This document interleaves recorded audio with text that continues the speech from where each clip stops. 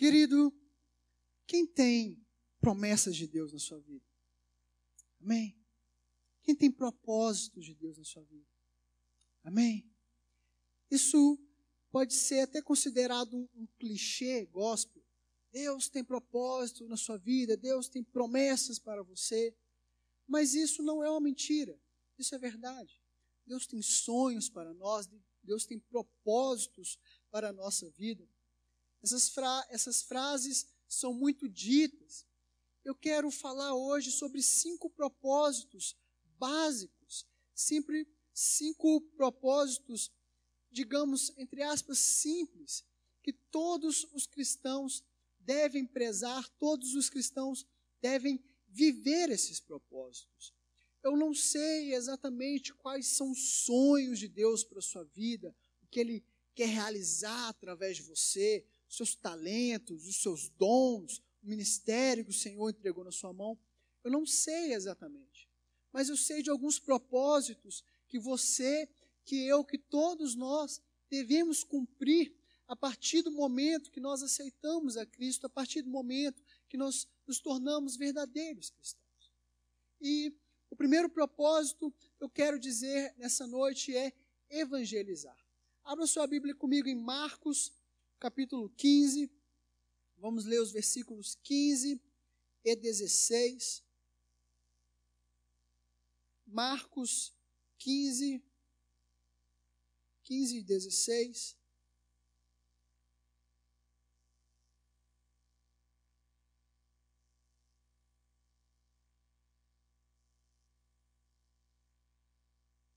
Espero que, após essa mensagem, o Senhor fale contigo e você viva esses propósitos verdadeiramente.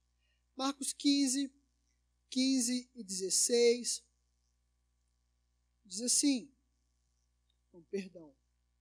Marcos 16, 15 e 16. Marcos 16, dá uma puladinha aí, próximo capítulo. Todo mundo achou, amém? Versículo 15 diz, e disse-lhes, vão pelo mundo todo e preguem o evangelho a todas as pessoas. Quem crer e for batizado será salvo, mas quem não crer será condenado. Jesus, após a sua ressurreição, após ele ter morrido e ter voltado à vida, ele encontra novamente os discípulos e ele dá essa ordem para eles. Ir por todo o mundo e pregar o evangelho a todas as pessoas, a toda criatura. Aquele que crer e for batizado será salvo, mas aquele que não crer será condenado. Eu te digo que se você realmente aceitou Jesus como Salvador, se você aceitou a Cristo como o seu verdadeiro, único e suficiente Salvador, se você acredita em Deus, se você acredita que Jesus veio, viveu, deixou o seu evangelho, deixou a sua palavra, morreu em nosso lugar, ressuscitou, subiu novamente aos céus, se você acredita nisso, é seu papel, é a sua missão evangelizar. Jesus fala isso para os seus discípulos. Vão por todo o mundo e preguem o evangelho a toda criatura. O evangelho a toda criatura não é o evangelho seletivo. Não é para quem você gosta, não é para quem é seu amigo. Não. O evangelho deve ser pregado para as pessoas que também te perseguem. O evangelho deve ser pregado para as pessoas que muitas vezes te prejudicam, para as pessoas que muitas vezes tramam um mal contra você. O evangelho é para toda criatura. Se você é filho de Deus, você tem que falar do evangelho. Quem foi liberto por Jesus? Quem tem experimentado uma vida de paz, de alegria com Jesus? Amém? Então, querido, não seja egoísta e tenha isso só para você. Se você observar à sua volta, tem pessoas sofrendo, tem pessoas passando por dificuldade, tem pessoas atribuladas no seu coração. Que uma palavra de amor, que uma palavra de ajuda pode mudar a vida dela. Eu tenho certeza que muitos de vocês foram alcançados por outras pessoas, por amigos, por parentes. Não se envergonhe do Evangelho. Tem aquele velho ditado, né? Água mole em pedra dura, tanto bate até que fura. Talvez você vai pregar uma vez, e a pessoa não vai te dar ouvido. Talvez você vai pregar 2, 3, 4, 5, 10 vezes. Mas a semente nunca volta vazia. A palavra de Deus nunca volta vazia. Então é nossa missão evangelizar. É nossa missão apresentar o Salvador. É nossa missão contar que éramos escravos do pecado, mas Jesus Cristo nos livrou do pecado, nos transportou do império das trevas para o seu maravilhoso reino da luz. É nossa missão. Quando nós assumimos uma posição de, muitas vezes, conformismo, muitas vezes, uma posição de vergonha, nós estamos deixando de cumprir o ID. Eu tenho certeza que diariamente Deus coloca pessoa em sua volta que precisa de uma palavra. E muitas vezes até o Espírito Santo de Deus fala aos nossos ouvidos: fala do meu amor. Dá uma palavra para ele. Chama para o culto. E nossa vergonha, a nossa timidez, a nossa, muitas vezes, falta de coragem, o nosso medo, nos impede de compartilhar o Evangelho e, muitas vezes, livrar as pessoas de um mal terrível que elas estão passando. Para pensar. Não precisa me responder, não. Precisa pensar. Quantas pessoas você evangelizou essa semana? O mês passado? O ano passado? A década passada? Quantas pessoas estão firmes em Cristo Jesus, porque um dia nós falamos do amor de Cristo Jesus para outras pessoas? É o nosso papel, como igreja, falar do amor de Cristo. É nosso papel chamar para um culto, fazer uma oração com essa pessoa. A pessoa está chorando e você chega perto dela: posso orar pela sua vida? Tenho certeza que ela vai desmoronar e a oportunidade de entrar com o Evangelho para as pessoas. Não podemos nos acomodar e achar: já estou salvo, beleza, acabou, tranquilidade, agora vou viver com minha vida com Deus e o resto, o problema é do resto. Não. A palavra de Deus diz que Deus quer que todos se salvem. Então é nossa missão levar o Evangelho. É nossa missão que outras pessoas se salvem. Não é missão dos pastores apenas, não é missão dos líderes, dos diáconos, dos obreiros, não. É missão de toda a igreja levar o Evangelho. No original, as versões muitas vezes dizem: ide por todo mundo e pregai o Evangelho. Mas o original diz: indo por todo mundo, prega o Evangelho. Não é uma missão para você sair da sua casa e ir para a África. Muitas pessoas têm essa missão. Mas o que Jesus queria dizer aqui é: por onde você passar, não importa onde você passar, fale do Evangelho. Fale do amor de Cristo. As pessoas serão libertas, as pessoas serão salvas através do Evangelho e do amor de Cristo. Então, um dos propósitos de Deus para a nossa vida é evangelizar. É falar do amor dele. É falar da salvação. Deus deu essa missão a todos nós. Então temos que abraçar essa missão. Entendido o primeiro ponto? Evangelizar. Eu vou fazer um desafio para você. Traga alguém em um culto. chama. Talvez ele não vai vir da primeira, não vai vir semana que vem, mas uma hora ele vai vir. Uma hora que ele vier, a palavra vai chegar até ele. Eu tenho certeza que a vida dele vai ser transformada, assim como sua vida também foi transformada pela verdade. Conhecereis a verdade e a verdade vos libertará. Então faça esse desafio, querido. Chama para um culto de quarta, chama para um culto de domingo, talvez chama para as mulheres que frequentam a célula, chama para a célula, chama para a oração no monte, para o teatro, domingo, talvez vou te chamar para uma peça teatral. A pessoa vai vir aqui e vai ouvir a palavra de Deus. Faça esse desafio, evangelize. O segundo ponto que eu quero dizer, o segundo propósito é a santificação. 1 Pedro 1, vamos ler os versículos 15 e 16.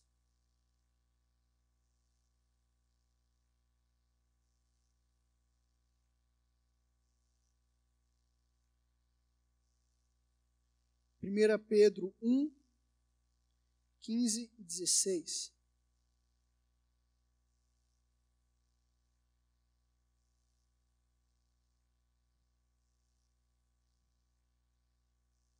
Diz assim: mas assim como é santo aquele que os chamou, sejam santos vocês também em tudo o que fizerem.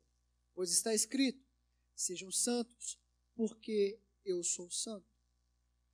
Pedro aqui está falando das palavras de Jesus. Jesus disse: sejam meus imitadores, sejam santos, pois eu sou santo. A santificação é um dos propósitos de Deus para a nossa vida.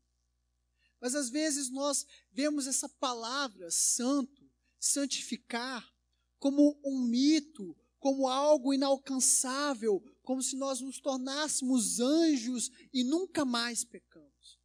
Não, não é isso. Somos pecadores. É impossível deixarmos de pecar. Hoje eu pequei muito, você pecou muito, mesmo que em pensamento. Mesmo que sem perceber, nós pecamos diariamente. Diariamente. Agora, a diferença é que nós reconhecemos isso. Eu reconheço que sou pecador e falo: Senhor, tenha misericórdia da minha vida e não me deixe cair em tentação. Quando éramos do mundo, vivíamos, morávamos, existíamos pelo pecado, para o pecado, para o nosso prazer. Mas quando Jesus Cristo entrou na nossa vida, as coisas mudaram. Aqueles hábitos antigos devem ser abandonados. A santificação não é você nunca mais pecar. A santificação é você buscar não pecar. É impossível não pecarmos. Mas quando buscamos a santificação, isso se torna cada vez um pouco menos difícil. Não se torna mais fácil, mas é menos difícil. Porque Deus vai transformando a gente por dentro. A gente que éramos pecadores e tinha nossas tendências pecadoras, alguns com prostituição, outros com roubo, outros com a bebida, outros diversos tipos de pecados, éramos escravos do pecado. Mas o Senhor nos resgatou, nos transformou e nos santificou. Existem dois tipos de pessoas quando Deus olha para a terra. Quando Deus olha para a terra, ou ele vê o imundo pecador, ou ele vê alguém que tem Jesus na sua frente, e não o pecado na sua frente. Quando aceitamos Jesus, Deus não nos olha mais com seu olho de condenação pelos nossos pecados. Deus olha Jesus na nossa vida. Deus olha o sangue do Cordeiro na nossa vida, que nos limpa e nos purifica de todo o pecado. A santificação é isso, querido. É você tomar posse do amor de Deus que foi pregado na cruz. E quando Satanás vier com alguma acusação, você pode bater o pé e falar assim: não, você não tem poder sobre minha vida, porque eu sou lavado e remido pelo sangue de Jesus. Porque Jesus me libertou, Jesus me transformou. Não vamos nos tornar super santos. Nenhum pastor não peca. Até o Papa peca. Todos nós pecamos. A diferença é que nós temos Jesus em nossa vida. A diferença é que quando caímos, nós não ficamos prostrados, nós nos levantamos e procuramos não cair novamente. Essa é a diferença. As quedas são inevitáveis. Porém, a diferença é que o pecador que se entrega ao pecado é aquele que não se levanta, mas ama ficar deitado. A pessoa cai, já caí mesmo, vou ficar aqui deitado e passar o resto da vida no pecado. Não. Querido, quando você cair, quando você pecar, não vá para longe de Deus, vá para perto de Deus, vai para próximo de Deus. Porque só em Deus você vai restabelecer a sua comunhão com Ele. Recentemente, na juventude, eu falei sobre a questão do pecado, sobre a entrada do pecado. Quando o pecado entra na humanidade, inaugura a morte. A morte é a separação. Quando temos uma separação, é uma morte, é uma quebra, é um luto. E o homem estava morto em seus pecados, mas hoje ele pode ter vida através do sangue de Jesus. Estávamos mortos em os nossos pecados, mas Jesus trouxe vida e vida em abundância. Podemos tomar posse dessa vida. Podemos falar: pecado que eu vivia, pecado que eu existia, não tem poder mais sobre mim, porque é o sangue de Jesus que tem poder sobre a minha vida. Temos que buscar a santificação. Não podemos nos acomodar e viver como vivíamos no passado. Temos que pedir para ser transformados por Deus. O Senhor vai mudar a nossa natureza. Nós vamos começar a praticar boas obras, começar a praticar o amor, que é o próximo ponto que eu quero falar. João 13. Abra sua Bíblia em João 13. Vamos ler o versículo 34 e 35, o Evangelho de João.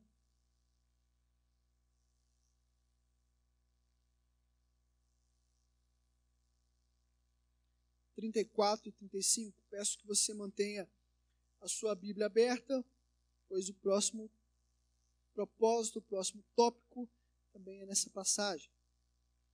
João 13, 34 e 35.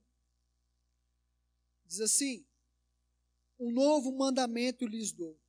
Amem-se uns aos outros, como eu os amei. Vocês devem amar-se uns aos outros. Com isso, todos saberão que vocês são meus discípulos, se vocês se amarem uns aos outros. Jesus está sendo bem claro aqui. O que Jesus falou aqui, querido? Vocês serão conhecidos como os meus discípulos pelas boas obras, pela roupa que você veste, pelo carro que você anda. Não. Se você amar o seu próximo como a você mesmo, assim você vai ser reconhecido como meu discípulo. Amor é a marca do cristão. É a marca do cristão. Não é andar com a Bíblia debaixo do braço, não é colocar um paletó, um terno, não é falar os chavões gospel: ô varão, abençoado, Pai do Senhor, irmão. Não é assim que você é reconhecido como discípulo de Jesus. Você é reconhecido como discípulo de Jesus quando você ama o seu próximo como a você mesmo. É assim que você é reconhecido como discípulo de Jesus. Agora eu volto lá no primeiro ponto, evangelização. Quando você ama o seu próximo como a ti mesmo, você quer que o seu próximo tenha aquilo que você tem, tenha Jesus na sua vida, então você evangeliza, porque você ama o seu próximo. Deus transforma nós por dentro e nós passamos a exercer o amor espontaneamente. Espontaneamente. Eu, pessoalmente, creio que o amor não é uma decisão. O amor é uma essência. Muitas pessoas dizem, eu decido amar fulano de tal. Ele me fez mal, mas eu decido amar ele. Não. Quando Jesus entra em nossa vida, nós somos transformados de dentro para fora. E aqueles que nos feriram, nós não queremos mais o mal dele. Aquele que nos prejudicou, nós não queremos vingança. Nós oramos pela vida dele. Nós abençoamos a vida dele. Nós amamos a vida dele. Porque nós fizemos mal. E mesmo assim Deus nos amou. Nós pecamos contra Deus. E Deus mesmo assim nos amou, se entregou por nós. O amor é a marca do cristão. Pense um pouco. Você tem exercido esse propósito, essa marca? Você tem amado o seu próximo como a você mesmo?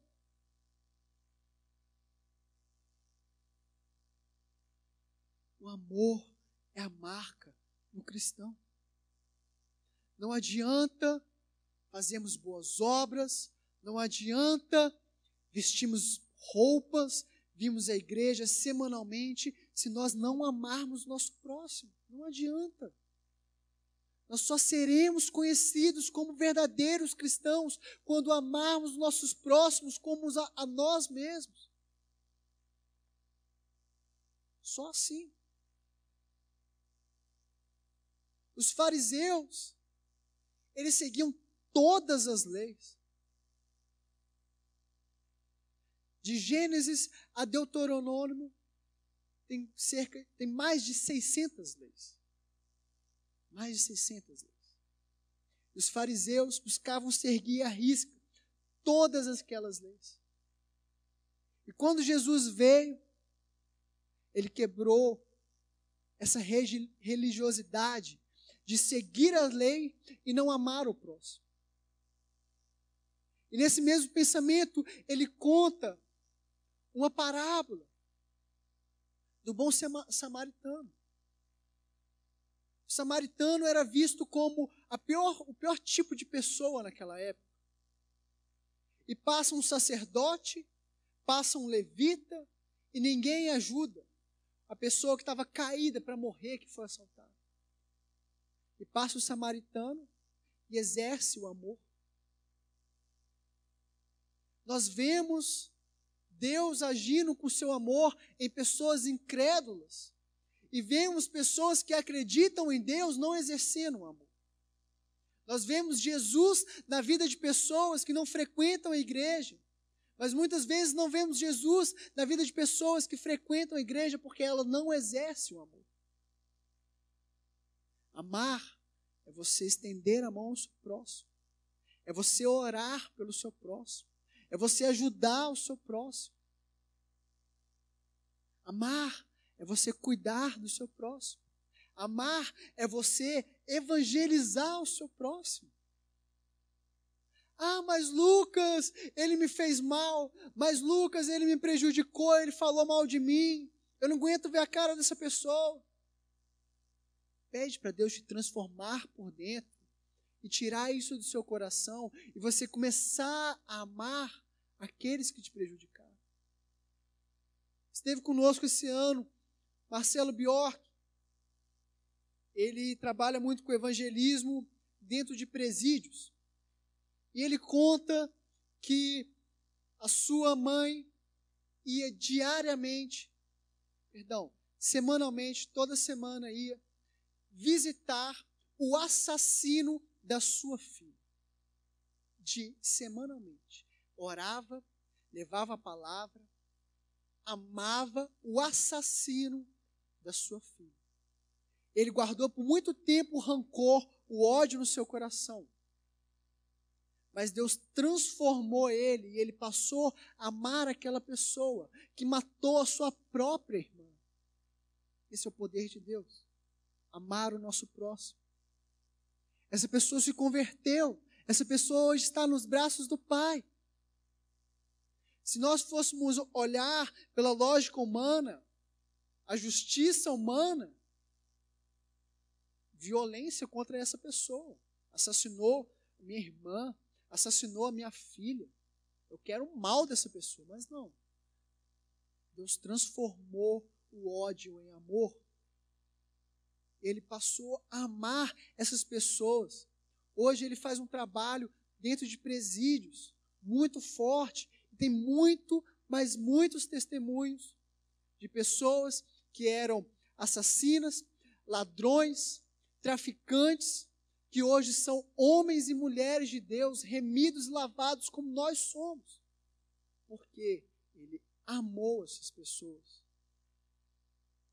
Por amor, Deus enviou seu Filho unigênito para todo aquele que nele crê não pereça, mas tenha a vida eterna. Um dos propósitos de Deus é amar os nossos próximos como a nós mesmos. Como a nós mesmos. Se você quer que sua vida seja próspera, deseje isso para o seu próximo, trabalhe isso para o seu próximo. Essa é a marca do cristão, amar uns aos outros. Ainda nesse capítulo, versículos 12 e 15,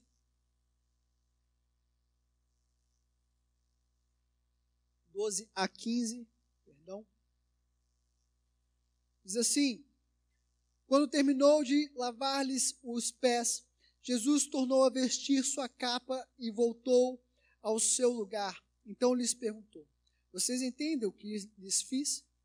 Vocês me chamam mestre e Senhor, e com razão, pois eu sou.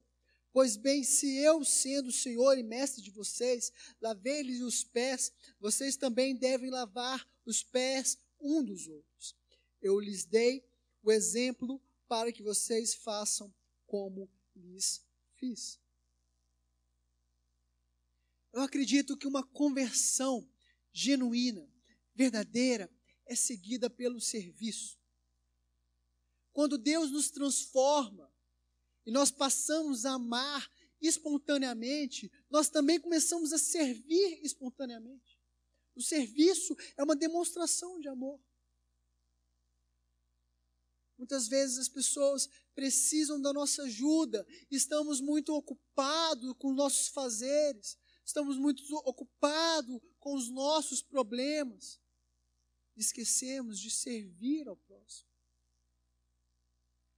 Pessoa sofrendo do nosso lado. Pessoa que passa por uma separação, que tem um filho que está desviado, que está na droga. Uma pessoa que está em depressão. Uma pessoa que precisa da nossa ajuda. E nós não oferecemos o serviço ao nosso próximo. Nós não servimos o nosso próximo. Servir é o exemplo que Jesus nos deu. Naquela época era tudo chão, batido, terra, poeira, não tinha asfalto. As pessoas saíam de casa, todos arrumadinhos, e iam para a rua, e suas sandálias ficavam sujas, seus pés ficavam sujos. Ao chegar em uma casa, o servo, aquele que era o mais baixo escalão, vinha com uma bacia e limpava os pés dos convidados. Jesus, na última ceia, no seu último momento antes de ser crucificado, chama os discípulos e faz o serviço do serviçal, faz o serviço do escravo. E diz: eu sou mestre, não sou mestre? E lavei os pés de vocês, não lavei? Sigam o meu exemplo. Sirvam as pessoas. Sirvam as pessoas.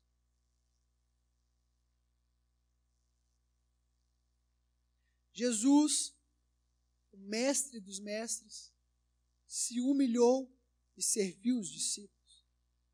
Mesmo sabendo que muitos deles iam fugir, mesmo sabendo que Pedro ia negar, mesmo sabendo que Judas iria trair, Jesus lavou os pés dos discípulos. Esse é um dos principais propósitos que Deus tem para a nossa vida. Servir ao próximo. O pastor Divani falou domingo agora sobre fazer o bem.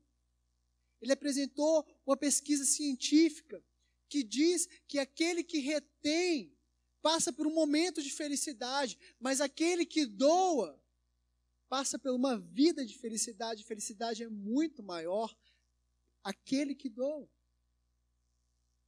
Eu tenho certeza que você servindo, você será abençoado. Você servindo, você será usado por Deus. E Deus leva em conta todas as nossas atitudes pelo reino dele. Quando você serve alguém, quando você ama alguém, você não está simplesmente servindo uma pessoa. Você está plantando uma semente de honra. Você está plantando uma semente que Jesus nos ensinou, do serviço. Começamos a agir sem pensar no nosso interesse, mas começamos a agir pensando no bem do próximo. Amar e servir andam de mãos dadas. Quem ama, serve. Temos que servir por amor. Por último, o último propósito que eu quero falar nessa noite é a família. Abra sua Bíblia em Gênesis 2.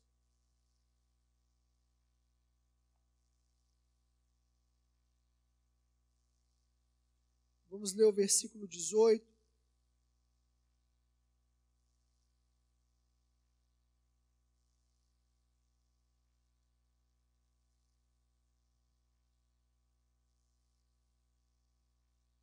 Gênesis 2, 18.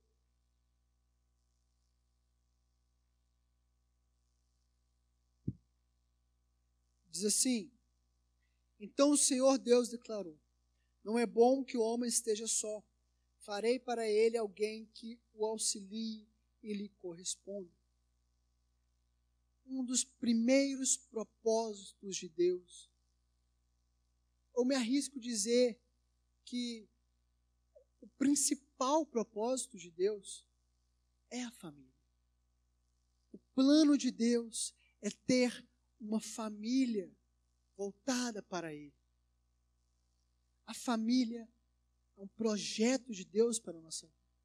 É um propósito de Deus para a nossa vida. A constituição da família é um dos principais propósitos de Deus. Nós vemos que Deus usa as famílias através das gerações para chegar até onde nós estamos. Quando Deus chama Noé, Deus não chama só Noé. Deus chama a família de Noé. Quando Deus chama Abraão, Deus pede para sair da sua parentela, mas a sua esposa vai com ele. E Deus quer dar uma família para ele. Deus dá filho, dá Isaac a Abraão. Nós vemos que de Isaac gera Jacó, e Jacó gera José, e tudo isso é dentro de uma família. E lá de Adão vem Jesus, seguindo uma linhagem de família. A família é um dos principais propósitos de Deus para a nossa vida. Satanás sabe disso. Hoje nós vemos que a maior investida de Satanás é a família. Satanás começou a jogar a ideia de que a família é uma instituição falida. A família acabou, a família não presta, a família não existe.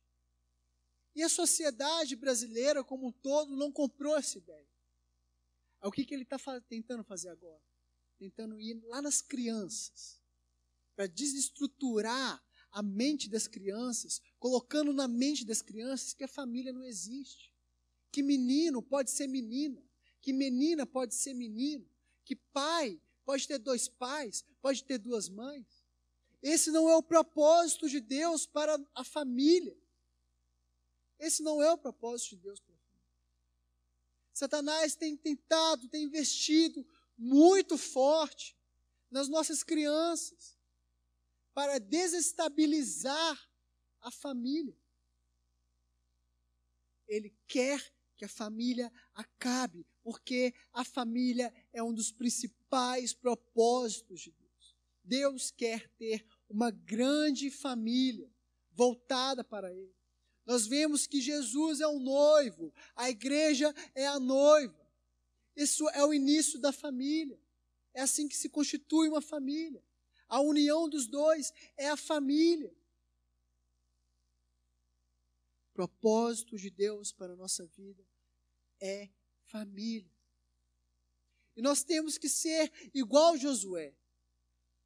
Quando tudo acabou, quando a guerra acabou, as conquistas foram alcançadas, Josué falou para o povo: eu não sei vocês, mas eu e minha casa serviremos ao Senhor.